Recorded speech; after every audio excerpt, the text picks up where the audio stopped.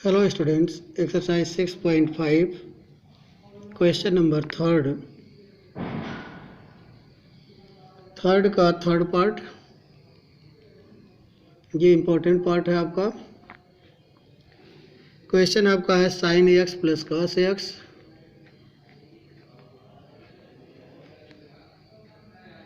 F of X is equal to sine X cos X. तो इसका D Y by D X पहले calculate करिए। D Y by D X is equal to sine X का हो जाएगा आपका cos X, और cos X का जो होता है माइनस साइन एक्स, तो ये हो जाएगा आपका माइनस साइन एक्स। हमें मैक्सिमम एंड मिनिमम कैलकुलेट करने के लिए D Y by D X is equal to zero करना होता है। तो अब आप D Y by D X is equal to zero, तो ये हो गया आपका cos X minus sine X is equal to zero. इसी को आप लिख सकते हो cos X is equal to, इसको इधर ट्रांसफ़र करोगे तो ये हो जाएगा साइन एक्स। लेकिन इससे तो हमें एक्स की वैल्यू मिली नहीं। तो जब एक्स की वैल्यू हमको नहीं मिली इससे, तो हम क्या करते हैं, अब इसमें ट्रिक लगाते हैं। Cos X upon cos X is equal to sine X upon cos X. आप ब्रैकेट में यहाँ लिख सकते हैं on dividing both side by cos X. तो ये चीज़ आपको मिल जाएगा।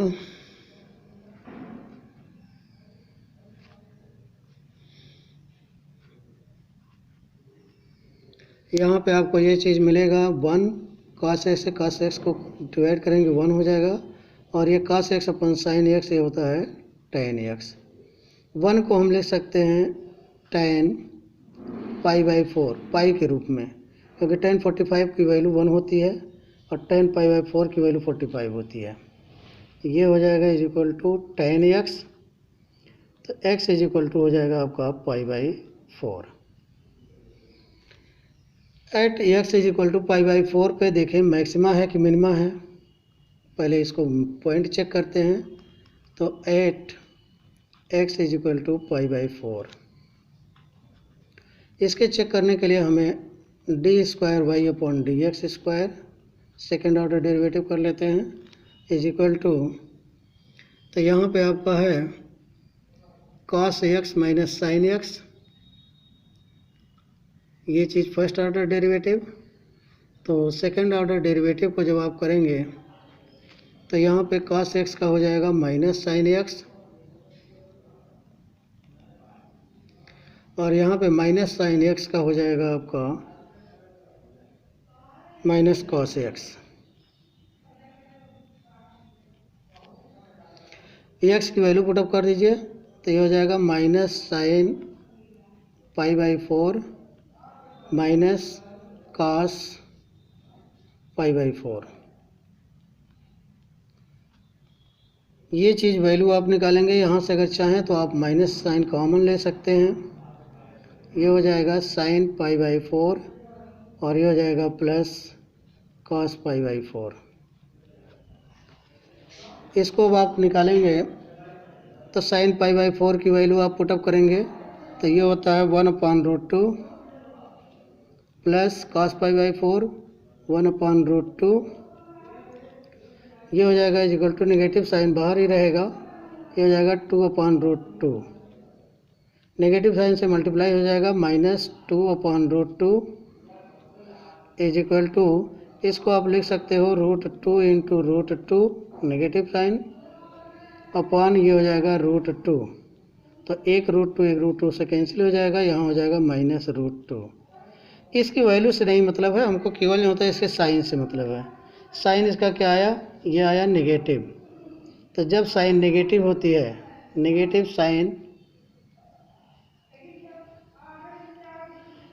साइन किसके लिए है, मैक्सिमा के लिए है। तो मैक्सिमा पॉइंट, तो ये मैक्सिमा पॉइंट कितना हो जाएगा आपका, maxima point is equal to minus root two. तो मैक्सिमम वैल्यू भी कैलकुलेट कर लीजिए।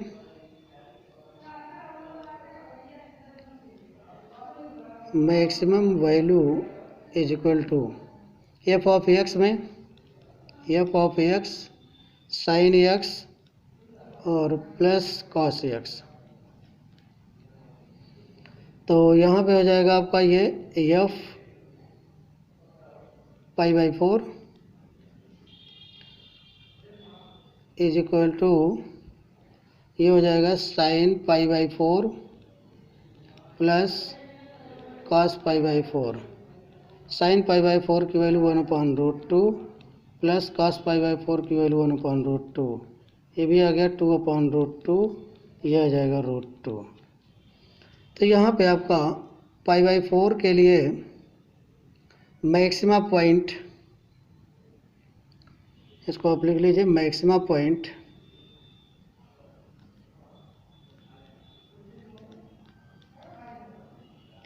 Eight X is equal to pi by 4। तो ये हो जाएगा is equal to -√2। Maximum value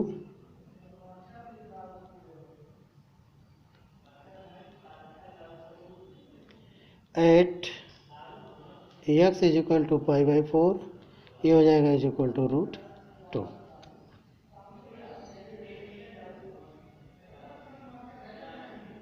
ये आपका मैक्सिमम पॉइंट और maximum value question number third का थर्ड पार्ट आपका कंप्लीट हुआ। इसी का जो होता फोर्थ पार्ट देख लीजिए, सेम उसी तरह से है लेकिन केवल साइन चेंज है। तो साइन चेंज जो है तो इसके लिए अब आप करेंगे क्वेश्चन नंबर थर्ड का फोर्थ पार्ट।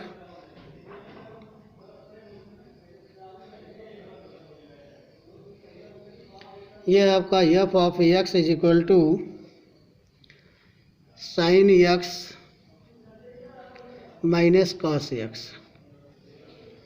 फिर वही प्रक्रिया अपनाएं, D Y by D X is equal to sine X का हो जाएगा आपका कॉस एक्स, और कॉस एक्स का जो होता है माइनस साइन एक्स, तो माइनस पहले से ही है, माइनस माइनस हो जाएगा प्लस साइन एक्स। फिर D Y by D X, D Y over D X is equal to 0। तो ये हो जाएगा आपका cos X plus sine X is equal to 0। Cos X is equal to minus sine X, cos X upon cos X is equal to minus sine X upon cos X. यहाँ लिख सकते हैं on dividing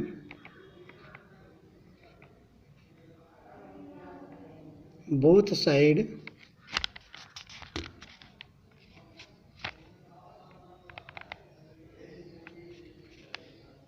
by cos X. तो ये आपका हो जाएगा 1 is equal to -10 x. अब आप देखें कि -10 एक्स, इसके पहले आप जो होता है ग्राफ देख लें इसको। ये ग्राफ आपका है एक्स डैश वाई और Y dash.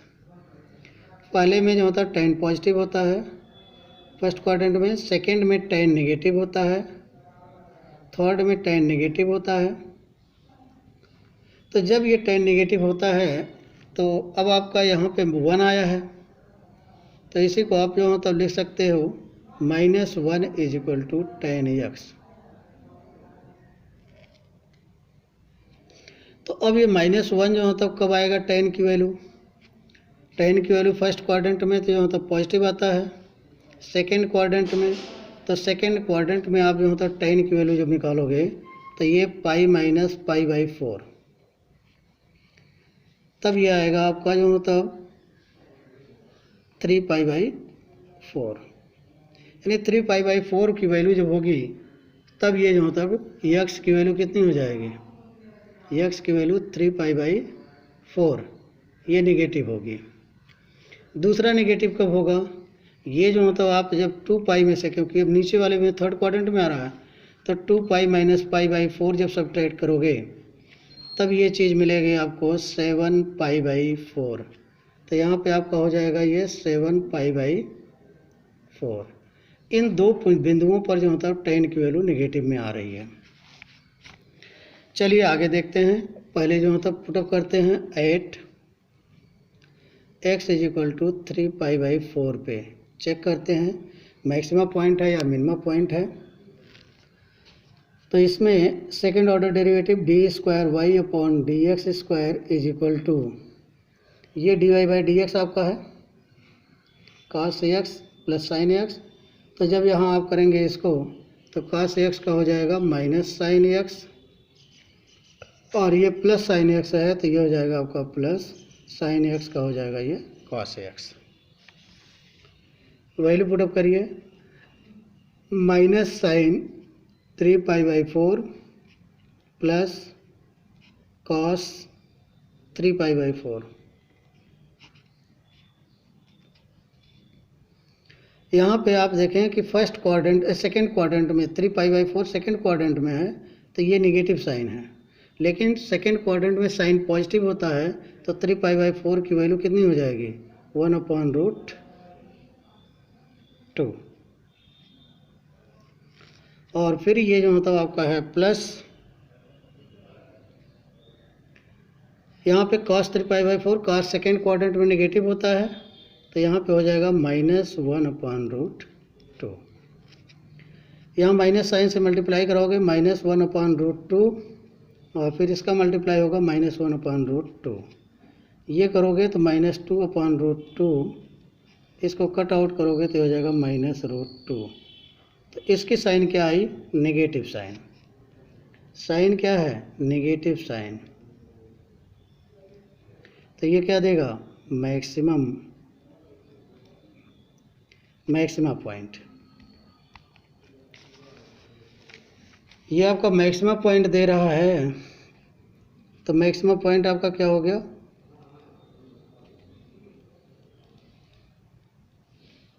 Maxima point = -√2।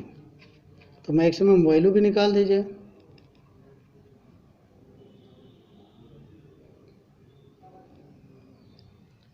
Maximum value जब आप निकालोगे तो f(x) sin x - cos x ये हो जाएगा f 3π/4 = sin 3π/4 - cos 3π/4।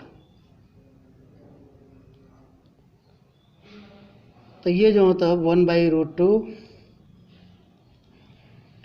यहाँ पे जो होता है माइनस कॉस नेगेटिव में होता है तो -1/√2,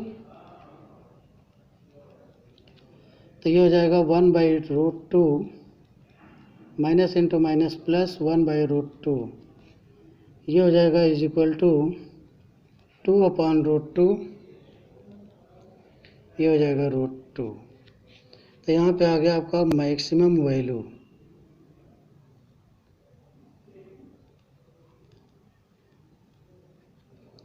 मैक्सिमम वैल्यू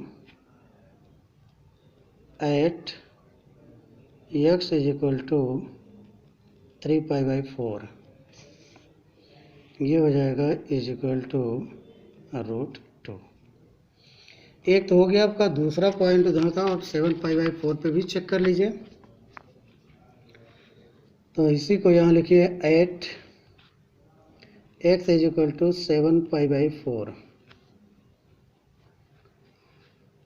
d² y/dx² इधर आपको भी निकाला गया है -sin x + cos x, -sin x + cos x। इसी में आप वैल्यू पुटअप करो -sin 7π/4 और प्लस cos 7π/4। 7π/4 किस क्वाड्रेंट में है? अब आप यहाँ क्वाड्रेंट देखो कि 7π/4 यानी 7 × 180/4, इसको काट दो अब इसका मल्टीप्लाई करो, 7 5 या 35, 28, 7 4 या 28 और 3 31, 315 डिग्री। तो 315 डिग्री आपका फोर्थ क्वाड्रेंट में आएगा, इस फोर्थ क्वाड्रेंट में आएगा। तो फोर्थ क्वाड्रेंट में क्या होता है, साइन नेगेटिव होता है। तो साइन नेगेटिव की वैल्यू जो होता है आपको यहाँ पे, ये माइनस साइन ऑलरेडी है, फिर ये -1/√2 निकालोगे इसको, फिर ये प्लस कॉस जो होता क्या होता है आपका, पॉजिटिव होता है। तो कॉस पॉजिटिव होता है तो ये हो जाएगा 1/√2। इसका मल्टीप्लाई कर दोगे तो ये भी हो जाएगा 1/√2 प्लस 1/√2 इज इक्वल टू, ये हो जाएगा 2/√2 और ये हो जाएगा इज इक्वल टू √2। इसकी साइन कैसी आई, पॉजिटिव साइन, पॉजिटिव साइन। जब पॉजिटिव साइन आती है तो क्या हो जाएगा, minima point, MINIMA, minima point at x is equal to 7π/4 पे ये हो जाएगा इज इक्वल टू √2। तो मिनिमम वैल्यू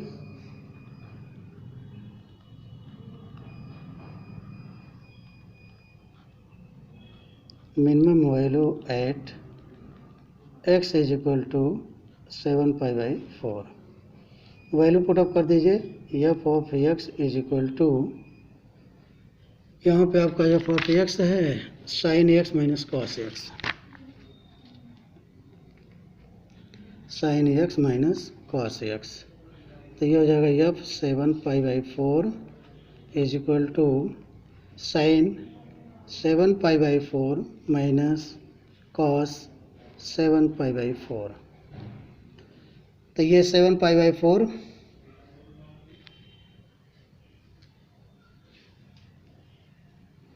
-1/√2